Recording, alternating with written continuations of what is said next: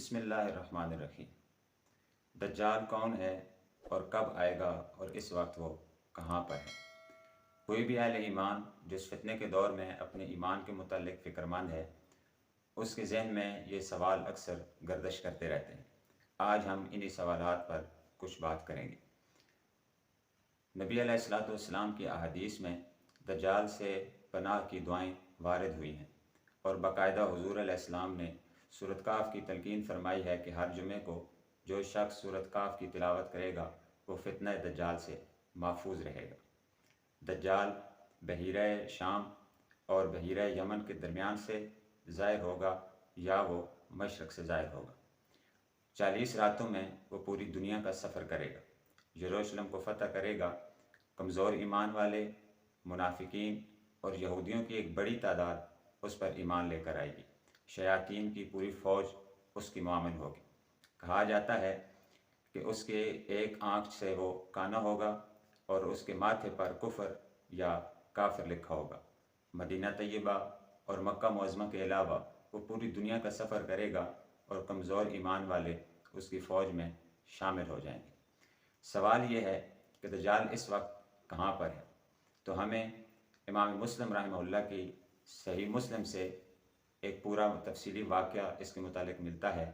वो ये है कि हज़रत सैयदना तमीम दारी रज़ी अल्लाह अन्हु, जो कबूल इस्लाम से पहले नसरानी यानी ईसाई मज़हब पर थे, वो अपना पूरा वाक़या नबी अलैहिस्सलाम से नकल करते हैं और फिर नबी अलैहिस्सलाम ने वो पूरा वाक़या सहाबा कराम को जमा करके सहाबा कराम के सामने वो पूरा वाक़या सुनाया।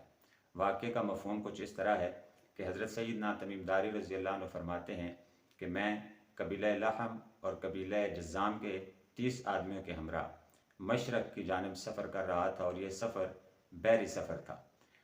दौरान सफ़र तूफ़ान आया और बहरी जहाज़ हमसे बेकाबू हो गया और हवाओं की मौजों के हवाले हो गया। तकरीबन 30 दिन हम समंदर के अंदर ही सफ़र करते रहे। 30 दिन के बाद एक जजीरे के करीब हमारा बहरी जहाज़ रुका। हमने अपनी बहरी जहाज़ से कश्तियाँ निकाली और जजीरे की तरफ सफ़र शुरू कर दिया। हम जब जजीरे पर पहुँचे तो जजीरा इंतहाई खौफनाक और पुरस्रार था। हमें वहाँ उतरने के बाद सबसे पहली जो चीज़ नज़र आई वो एक जानवर था। वो जानवर इस कदर खौफनाक था कि उसके बहुत लंबे बाल थे और हमें ये पहचानना मुश्किल हो गया कि इसका सर किस तरफ है और इसकी पुश्त किस तरफ है। हमारे खौफ और हमारी हैरत में मज़ीद इजाफ़ा उस वक्त हुआ कि जब वो जानवर हमसे हम कलाम हुआ। उस जानवर ने कहा, मेरा नाम जस्सासा है, यानी जासूसी करने वाला। फिर उसने कहा कि करीब में ही एक गिरजा घर है और वहाँ एक इंसान रहता है, तुम वहाँ चले जाओ। उस इंसान को इंसानों से मिलने का और बात करने का बहुत शौक़ है। खैर, हम खौफ में तो थे ही। हमने कहा इससे जान छुड़ाओ और गिरजा घर जाते हैं, कम अज़ कम वहाँ इंसान तो है। खैर, हम गिरजा चले गए। हम जब गिरजा घर पहुँचे तो हमारे खौफ और हैरत में मज़ीद इजाफ़ा हो गया। हज़रत सैयदना तमीम दारी रज़ी अल्लाह अन्हु फरमाते हैं कि मैंने अपनी ज़िंदगी में इतनी बड़ी जिसामत का और खौफनाक शख्स पहली मरतबा देखा।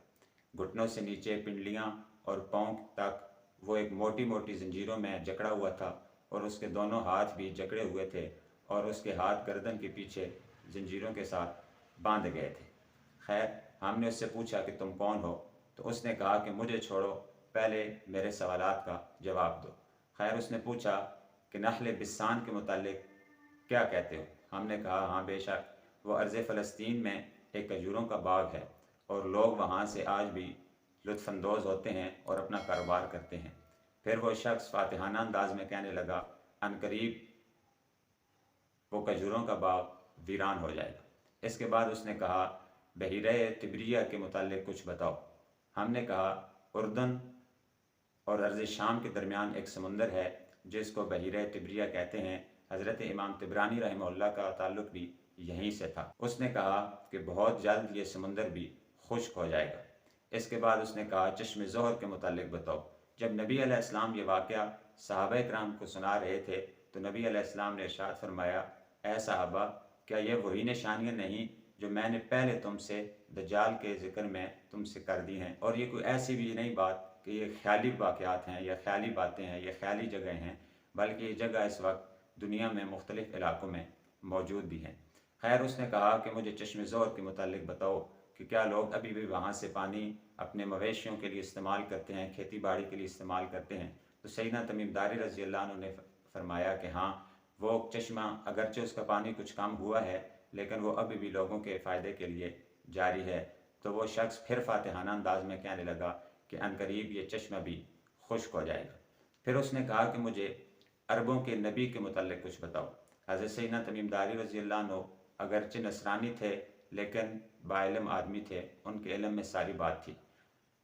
تو وہ شخص نے سوال کیا کہ عربوں کے نبی کے متعلق مجھے کچھ بتاؤ۔ تو ہم نے کہا کہ ہاں، انہوں نے نبوت کا اعلان کیا اور اب وہ مکہ سے یثرب یعنی مدینہ ہجرت کر کے جا چکے ہیں۔ تو شخص نے پوچھا عربوں نے ان سے جنگ نہیں کی؟ تو ہم نے اسے کہا کہ ہاں، عربوں نے ان سے جنگ کی ہے اور عرب کے بہت سارے لوگ اور قریب بہت سارے علاقے جو ہیں وہ ان پر ایمان لے آئے ہیں۔ تو وہ شخص کہنے لگا بے شک ان کے حق میں یہی بہتر تھا کہ وہ ان پر ایمان لے آتے۔ یہ ساری بات ہونے کے بعد ہم نے اسے کہا کہ تم اپنا تعارف کراؤ۔ تو اس نے کہا کہ میں مسیح ہوں۔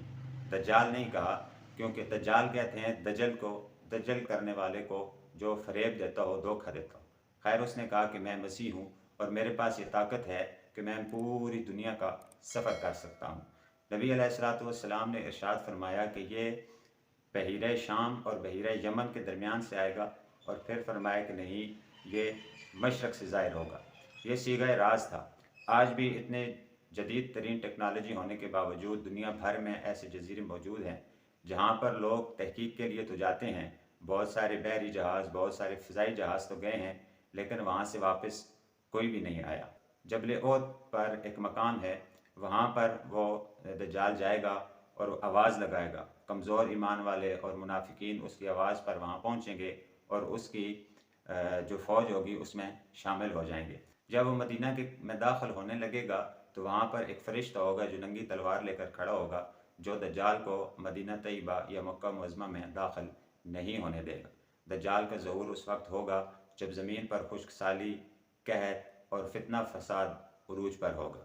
دعا ہے اللہ تعالیٰ ہر صاحب ایمان کو فتنہ دجال سمیت ہر طرح کے فتنے اور شر سے محفوظ رکھے، اور نبی علیہ السلام نے جو دجال سے پناہ کی دعائیں مانگی ہیں، پوری امت کو ان دعاؤں کا اہتمام کرنے کی توفیق عطا فرمائے۔ اور خاص طور پر جو ایک بڑا وظیفہ ہے سورہ کہف والا ہر جمعے والے دن پڑھنے کا، اللہ تعالیٰ ہر ایمان والے کو اس پر عمل پیرا ہونے کی توفیق عطا فرمائے۔ جزاک اللہ۔